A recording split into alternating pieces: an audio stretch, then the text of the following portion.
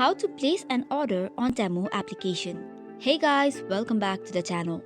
If you want to buy from the Temu app, we have come up with the easy process. First of all, launch the application and log in. Next up, you can surf to find the product that you want. You can either browse through the home page or tap on the search icon to search for the specific product.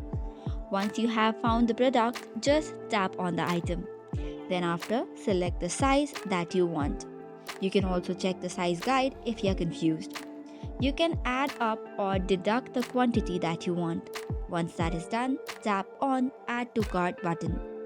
Once you have added all the items to the cart, tap on Go to Cart directly. After that, tap on the Checkout option.